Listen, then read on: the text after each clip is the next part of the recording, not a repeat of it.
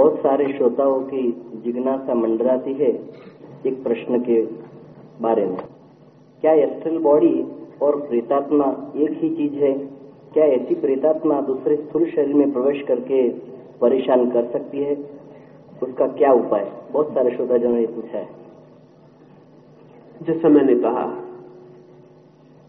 साधारण व्यक्ति, सामान्य जन जो न बहुत बुरा है न बहुत अच्छा है, चार तरह के लोग हैं। साधारण जन जो अच्छाई और बुराई के मिश्रण है, असाधारण जन जो या तो शुद्ध बुराई है अधिकतम या शुद्ध अच्छाई है अधिकतम। तीसरे वे लोग जो न बुराई है न अच्छाई है, दोनों नहीं। इनके लिए क्या नाम दे कहना कठिन है। चौथे वे लोग जो बुराई और अच्छाई बिल्कुल समतुल है, बैलेंस्ड है। ये तीसरे और चौथे लोग ऐसे हैं जिनकी जन्म की यात्रा बंद हो जाएगी, उनकी हम पीछे बात करेंगे। पहले और दूसरे लोग ऐसे हैं जिनकी जन्म की यात्रा जारी रहेगी। जो पहले तरह के लोग हैं, मिश्रण, अच्छे भी बुरे भी, दोनों ही एक साथ, कभी बुरे कभी अच्छे, अच्छे में भी बुरे, बुरे में भी अच्छे, सबका जोड़ है। निर्णायक नहीं, इनडिसिसिव, इधर से उधर दौड़ते रहते हैं। इनके लिए साधारणतया मरने के बाद तत्काल गर्भ मिल जाता है, क्योंकि इनके लिए बहुत गर्भ उपलब्ध है। सारी पृथ्वी इन्हीं के लिए मैन्युफैक्चर हो रही है, इनके लिए फैक्ट्री जगह जगह है।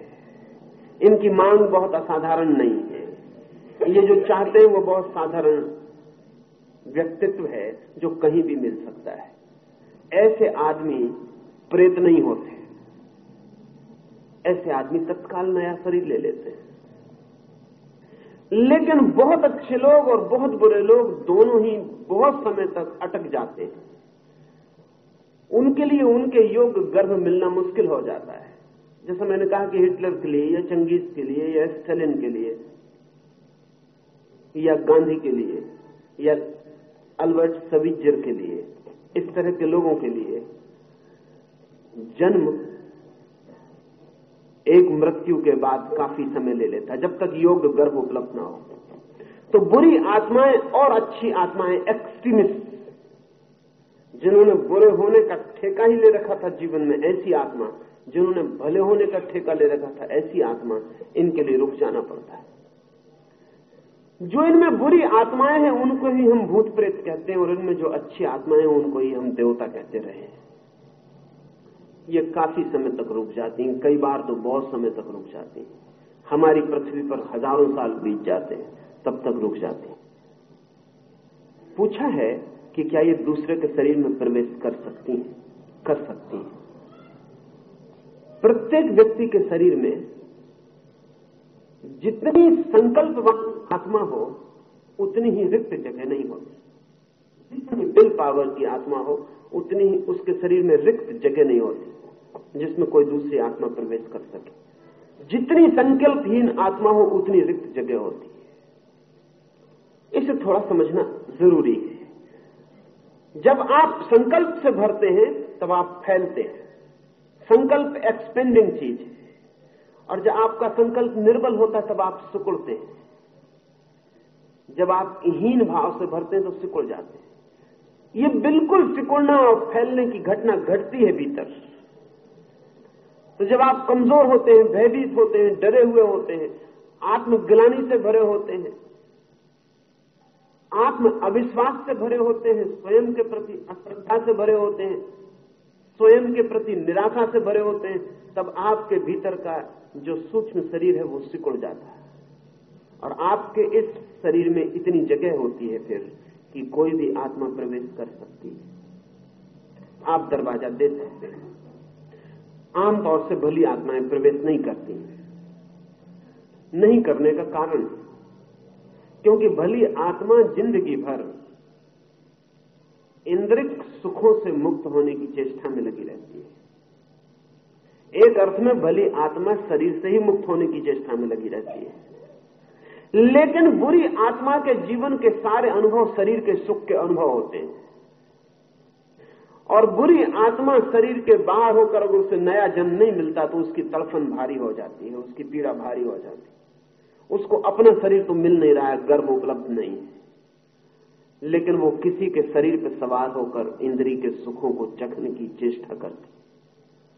तो अगर कहीं भी कमजोर संकल्प का आदमी हो, इसलिए पुरुषों की बजाय स्त्रियों में प्रेतात्माओं का प्रवेश मात्रा में ज्यादा होता है, क्योंकि स्त्रियों को हम अब तक संकल्पवान नहीं बना पाए हैं। जुम्मा पुरुष का है, क्योंकि पुरुष ने स्त्रियों का संकल्प तोड़ने की निरंतर कोशिश की है, क्योंकि जिसे भी गुलाम बनाना हो उसे संकल्पवान नहीं बनाया जा सकता।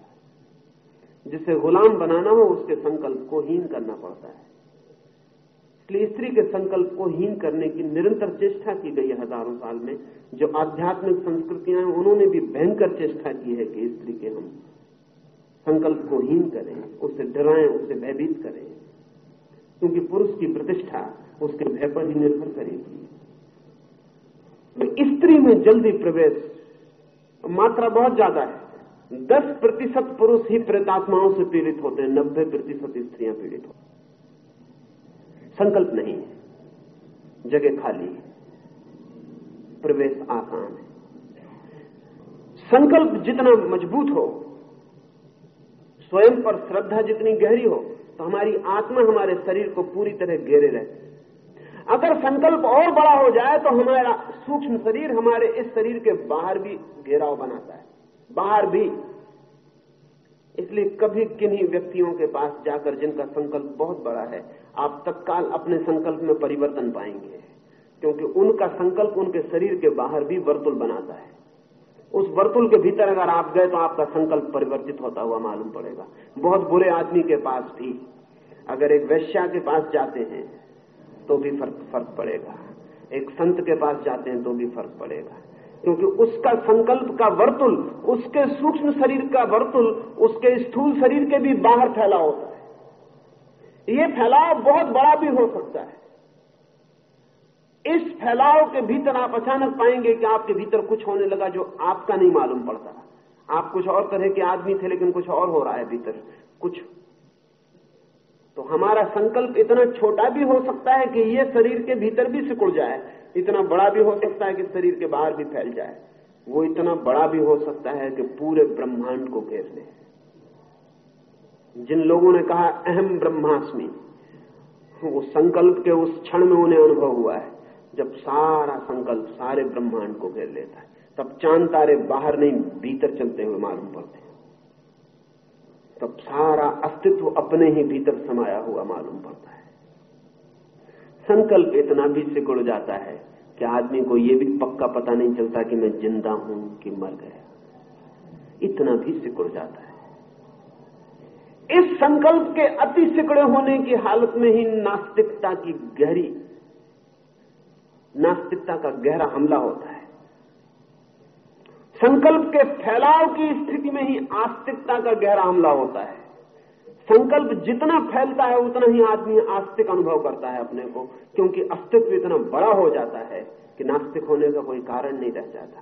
संकल्प जब बहुत सिकुड़ जाता है तो नास्तिक अनुभव करता है, अपने ही पैर डमाडोल हो, अपना ही अस्तित्व न होने जैसा हो, उस क्षण आस्तिकता नहीं उभर सकती।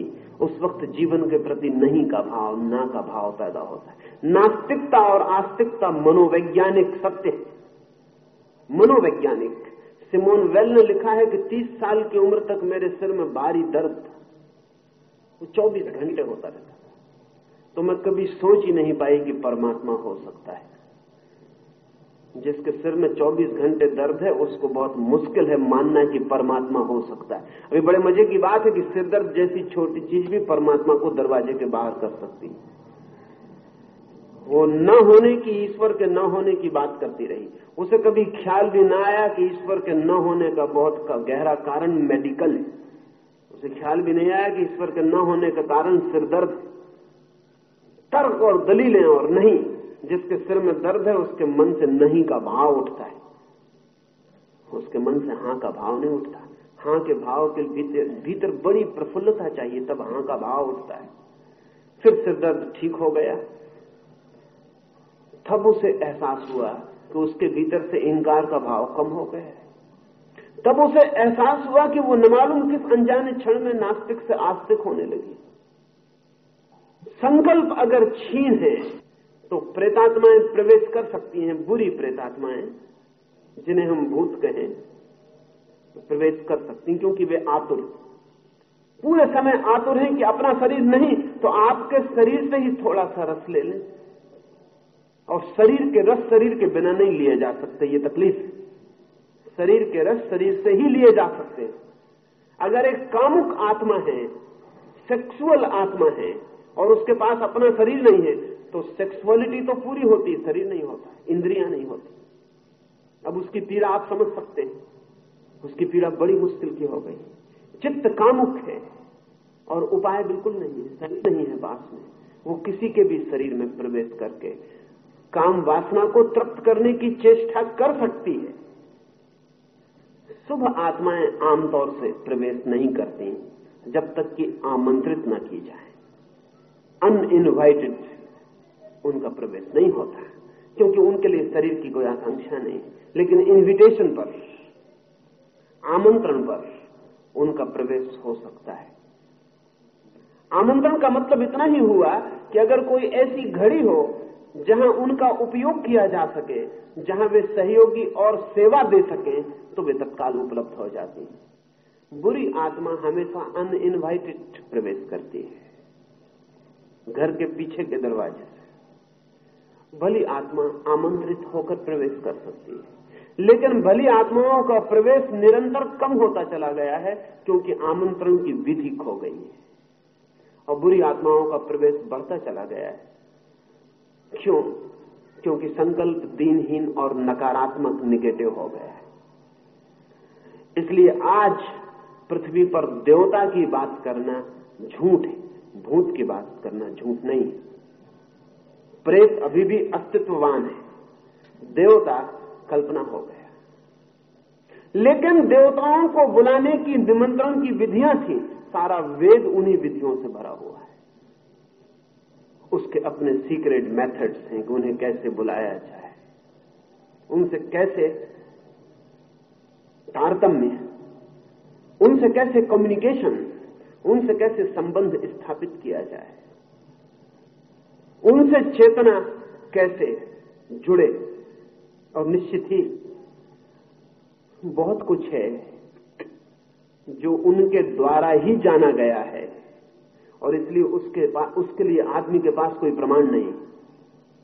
अब ये जान के आपको हैरानी होगी कि 700 साल पुराना एक पृथ्वी का नक्शा बेरूत में मिला है। 700 साल पुराना पृथ्वी का नक्शा बेरूत में मिला है। वो नक्शा ऐसा है जो बिना हवाई जहाज से नहीं बनाया जा सकता, जिसके लिए हवाई जहाज की ऊंचाई पर उड़कर पृथ्वी देखी जाए तो ही बनाया जा सकता। लेकिन 700 साल पहले हवाई जहाज नहीं थी, इसलिए बड़ी मुश्किल में वैज्ञानिक पढ़ रहे उस नक्शे को पाते। बहुत कोशिश की गई कि सिद्ध हो जाए कि वो नक्शा 700 साल पुराना नहीं, लेकिन सिद्ध करना मुश्किल हुआ है। वो कागज 700 साल पुराने, वो स्याही 700 साल पुरानी, वो भाषा 700 साल पुरानी। जिन दीमकों ने उस कागज को खा लिया है वो छेद भी 500 साल पुराने। लेकिन वो नक्शा बिना हवाई जहाज के नहीं बन सकता। तो एक तो रास्ता यह है कि 700 साल पहले हवाई जहाज रहा हो, जो कि ठीक नहीं। 7000 साल पहले रहा हो इसकी संभावना है, 700 साल पहले रहा हो इसकी संभावना नहीं, क्योंकि 700 साल बहुत लंबा फासला नहीं। 700 साल पहले हवाई जहाज रहा हो और बाइसिकल ना रही हो, ये नहीं हो सकता, क्योंकि हवाई जहाज एकदम से आसमान से नहीं बनते। उनकी यात्रा है, बाइसिकल है, कार है, रेल है, तब हवाई जहाज बन पाता है। ऐसा एकदम से टपक नहीं जाता आसमान से। तो एक तो रास्ता यह है कि हवाई जहाज रहा हो जो कि 700 साल पहले नहीं था। दूसरा रास्ता यह है कि अंतरिक्ष के यात्री आए हों, जैसा कि एक रूसी वैज्ञानिक ने सिद्ध करने की कोशिश की कि किसी दूसरे प्लेनेट से कोई यात्री आए हों और उन्होंने ये नक्शा दिया हो। लेकिन दूसरे प्लेनेट से यात्री 700 साल पहले आए हो ये भी संभव नहीं है। 7000 साल पहले आए हो ये संभव है, क्योंकि 700 साल बहुत लंबी बात नहीं है, इतिहास के घेरे की बात है। हमारे पास कम से कम 2000 साल का तो सुनिश्चित इतिहास है, उसके पहले का इतिहास नहीं है। इसलिए इतनी बड़ी घटना 700 साल पहले घटी हो कि अंतरिक्ष से यात्री आए हो और उसका एक भी उल्लेख ना हो, जबकि 700 साल पहले की किताबें पूरी तरह उपलब्ध हैं, संभव नहीं है। मैं तीसरा सुझाव देता हूं जो अब तक नहीं दिया गया, और वो सुझाव मेरा ये है कि ये जो नक्शे की खबर है ये किसी आत्मा के द्वारा दी गई खबर है, जो किसी व्यक्ति में इनवाइटेड हुई, जो किसी व्यक्ति के द्वारा बोली। पृथ्वी गोल है, ये तो पश्चिम में अभी पता चला, ज्यादा पुराना समय नहीं हुआ, अभी कोई 300 साल। लेकिन हमारे पास भूगोल शब्द हजारों साल पुराना है। अब भूगोल जिन्होंने शब्द गढ़ा होगा उनको पृथ्वी गोल नहीं है ऐसा पता रहा हो, नहीं कहा जा सकता, तो भूगोल कैसे गढ़ेंगे। लेकिन आदमी के पास जमीन गोल है, इसको जानने के साधन बहुत मुश्किल मालूम पड़ते हैं, सिवाय इसके कि यह संदेश कहीं से उपलब्ध हुआ हो। आदमी के ज्ञान में बहुत सी बातें हैं जिनकी की प्रयोगशालाएं नहीं थी, जिनका की कोई उपाय नहीं था। जैसे कि लुकमान के संबंध में कथा, अब तो वैज्ञानिक को भी संदेह होने लगा कि कथा ठीक होनी चाहिए। लुकमान के संबंध में कथा है कि उसने पौधों से जाकर पूछा कि बता दो तुम किस बीमारी में काम आ सकते हो। पौधे बताते हुए मालूम नहीं पड़ते। लेकिन दूसरी बात भी मुश्किल मालूम पड़ती है कि लाखों पौधों के संबंध में लुकमान ने जो खबर दी है वो इतनी सही है कि या तो लुकमान की उम्र लाखों साल रही हो और लुकमान के पास आज से भी ज्यादा विकसित फार्मेसी की प्रयोगशालाएं रही हो, तब वो जांच कर पाए कि कौन सा पौधा किस बीमारी में काम आता है। लेकिन लुकमान की उम्र लाखों साल नहीं, और लुकमान के पास कोई प्रयोगशाला की खबर नहीं है। लुकमान तो अपना झोला लिए जंगलों में घूम रहा है और पौधों से पूछ रहा है, पौधे बता सकेंगे? मेरी अपनी समझ और है, पौधे तो नहीं बता सकते, लेकिन शुभ आत्माएं पौधों के संबंध में खबर दे सकती हैं। बीच में मीडिएटर कोई आत्मा काम कर रही है जो पौधों के बाबत खबर दे सकती है कि यह पौधा इस काम में आ जाएगा। अभी बड़े मजे की बात है, जैसे कि हमारे मुल्क में आयुर्वेद की सारी खोज बहुत गहरे में, प्रयोगात्मक नहीं है, बहुत गहरे में देवताओं के द्वारा दी गई सूचनाओं पर निर्भर है। इसलिए आयुर्वेद की कोई दवा आज भी प्रयोगशाला में सिद्ध होती है कि ठीक है, लेकिन हमारे पास कभी कोई बड़ी प्रयोगशाला नहीं थी जिसमें हमने उसको सिद्ध किया हो। सर्पगंधा है, अब आज हमको पता चला कि वो सच में ही सुश्रुत से लेकर अब तक सर्पगंधा के लिए जो ख्याल था वो ठीक साबित हुआ। लेकिन अब पश्चिम में सर्पेंटिना सर्पगंधा का रूप है, वो अब वो भारी उपयोग की चीज हो गई, पागलों के इलाज के लिए अनिवार्य चीज हो गई। लेकिन ये सर्पगंधा का पता कैसे चला होगा? क्योंकि आज तो पश्चिम के पास प्रयोगशाला है जिसमें सर्पगंधा की केमिकल एनालिसिस हो सकती है, लेकिन हमारे पास ऐसी कोई प्रयोगशाला थी, इसकी खबर नहीं मिलती। ये सर्पगंधा की खबर आमंत्रित आत्माओं से मिली हुई खबर है, और बहुत देर नहीं कि हमें आमंत्रित आत्माओं के उपयोग फिर खोजने पड़ेंगे। इसलिए आज जब आप वेद को पढ़ें तो कपोल कल्पना हो जाती है, झूठ मालूम पड़ता है कि क्या बातचीत कर रहे हैं ये। इंद्र आओ, वरुण आओ, फला आओ, ढिकाना, और इस तरह बात कर रहे हैं कि जैसे सच में आ रहे हो, और फिर इंद्र को भेंट भी कर रहे हैं, इंद्र से प्रार्थना भी कर रहे हैं। और इतने बड़ी वेद में कहीं भी एक जगह कोई ऐसी बात नहीं मालूम पड़ती कि कोई एक भी आदमी शक कर रहा हो कि क्या पागलपन की बात कर रहे हो, किससे बात कर रहे हो। देवता वेद के समय में बिल्कुल जमीन पर चलते हुए मालूम पड़ते। निमंत्रण की विधि थी, सब हवन यज्ञ, बहुत गहरे में निमंत्रण की विधियां, इन्विटेशन से, इन्वोकेशन से, उसकी बात तो कहीं आगे होगी तो बात कर लेंगे।